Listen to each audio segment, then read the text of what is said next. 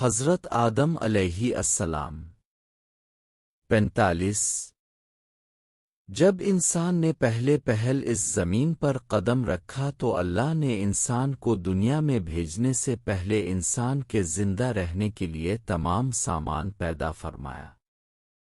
ہوا پانی، آگ اور مٹی یہ انسان کی بنیادی ضرورت تھی، اس کے بغیر تو انسان زندہ ہی نہیں رہ سکتا۔ انسان کے جسم میں قوت پیدا کرنے کے لیے کھانا بھی ضروری تھا، اس کے لیے اللہ نے پھل پھول میوے پودے ہرے بھرے درخت پیدا کیے، اس کے علاوہ سر اٹھائے بلند و بالا پہاڑ، رواں دواں گنگناتے ہوئے چشمے، بل کھاتے دریا، بیکراں سمندر، چاند، سورج، ستارے، غرض کہ ہر وہ چیز جو انسان کے زندہ رہنے کے لیے ضروری تھی پیدا کی۔ ان سب چیزوں کے علاوہ انسان کے آرام اور سہولت کے لیے اور چیزوں کی بھی ضرورت تھی، وہ بھی پیدا فرمائیں۔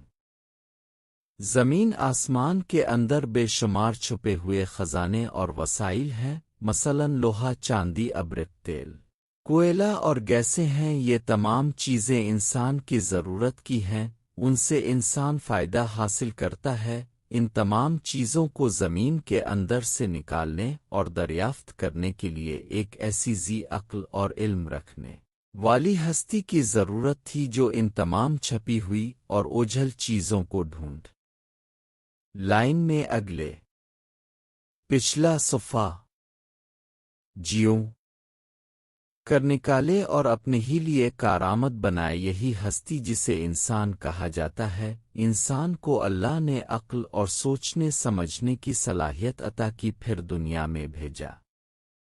سب سے پہلے انسان حضرت آدم علیہ السلام تھے۔ انسان کی نسل حضرت آدم علیہ السلام سے چلی اور تمام انسان حضرت آدم علیہ السلام کی اولاد ہے۔ اللہ تعالیٰ نے حضرت آدم علیہ السلام کو پیدا کرنے کے لیے ارادہ ظاہر کیا اور فرشتوں سے کہا، میں زمین پر اپنا خلیفہ بنانے والا ہوں۔ اس پر فرشتوں نے اعتراض کیا اور کہا، کیا اب زمین پر انسان کو پیدا کرنے والے ہیں؟ انسان تو زمین پر فساد برپا کرے گا اور خون بہائے گا۔